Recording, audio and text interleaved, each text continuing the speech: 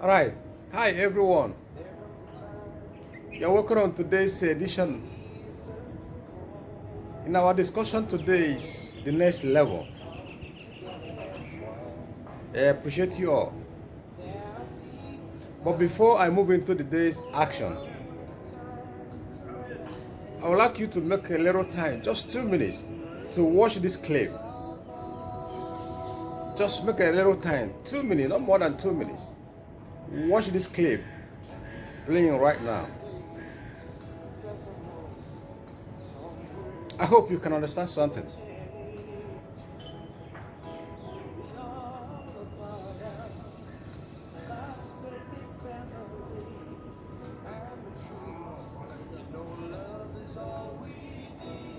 Yeah, right. Okay. Now, probably you might understand one or two things from the clip you just watched. These are actions the little guys in our homeland perpetrated against their fellow man. They come in disguise as cult guys to destroy the movement of Biafra, to destroy the progress in Biafra land, to destroy life and properties. Look at all the cars in this environment that are destroyed. What can you call that? You call yourself a youth. Probably you are from this Okija or you are from this locality. There's somebody somewhere who are well established, who called himself a leader of his own towns, or in misconception, a leader or a politician or whatever. He found himself probably well placed in the society. Through the directives from Abuja, with one promise of a choicy position in the regime, he contracted you to destroy the meeting of a nation, to destroy the meeting of people who volunteer their time and their nature and everything to make sure we have a good life. You destroy their activities. What do you want to prove? What do you want to show?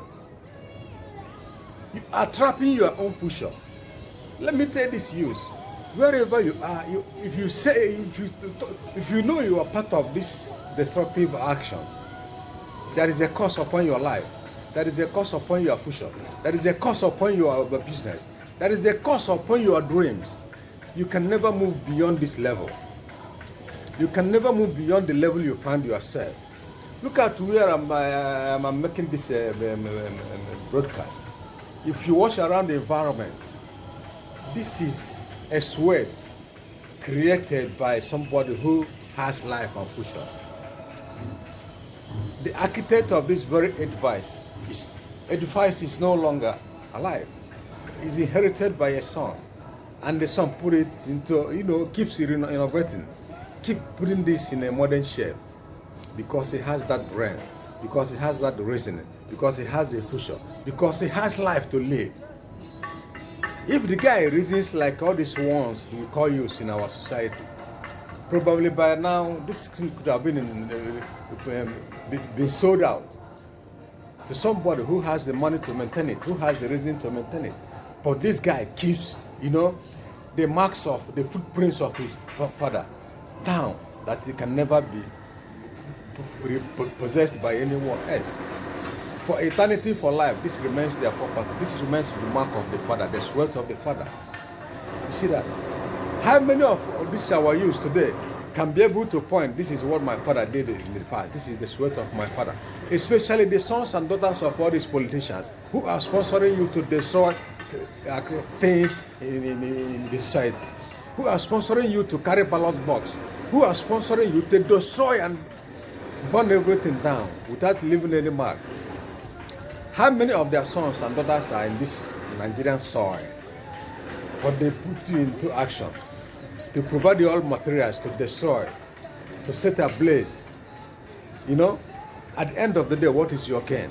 Probably what the little things you gain from them can never last you for eternity. It is only a couple of days. And mind you, know this. The moment you finish this your action here, probably now you are in hiding somewhere. discussing with your friends about the incident that happened. You are in hiding. You can never move boldly in the street because the gods are after your life. Then again, now, when these politicians are out of position, probably it is time for you to look for a job. It is time for you to look for what you do as for a living. And you find somehow, somewhere, you come across a company or an industry or a place or an outfit owned by the brother or a relative or friends of this politician who sponsored you to perform social action sometime, somehow, in the past. As far as that man sees your face or he recognizes you, there is never, nothing can induce him to say, give this young man a job. He deserves it. The only thing is, do not allow this man to come into here. He's a dangerous element. He's a murderer. He's a dangerous guy. He's an idiot. He calls you all sorts of names. And there's never nothing will induce him to make you get that job from that place. You see the actions of all those things. Why can't you think twice? Why can't you reason? Why can't you know Biafra should be your dream? Why can't you reason? This meeting these people are holding here, it has something to do with your future. The cars you destroy, these people that you maimed or they wounded and in the way of running for their own dear life, what do you gain? Excuse me. What is your gain? What did you gain? At the end of the day, history will never define you as a human being who has conscience. Nothing can make anyone to say you're a good guy. You are a dangerous element. You are destructive. If you run away from the scene, from the punishment of the land, you cannot run away from the punishment of IPOB. If you run away from the punishment of IPOB, you cannot run away from the punishment of the unseen power from above. Yes, God have records. God keeps records. You understand? You must be paid on your own coin, and you will live to bear it. And the more you live to bear it, the longer your punishment will be. So it's better you commit suicide, because Biafra cannot accept you in time to come. Biafra can never be meant for people like you. You understand what I'm saying? So think twice. Have a reasoning. Use your common sense. Use your common sense. Okay, most of our people who are saying Nnamdi Kanu is so abusive, he used wrong words, he used a wrong approach, this, that, blah, blah, blah. Now, all these actions, all these destructions you see here, do these people come from the Janjaweeds? Do they? They use your own people to destroy you. This is what happened in the past, during the days of Hausa and so on, when they were in majority, in leadership. These Janjaweeds used their own product to destroy them. Today, the Hausas are the minority. They are crying. They are in pains.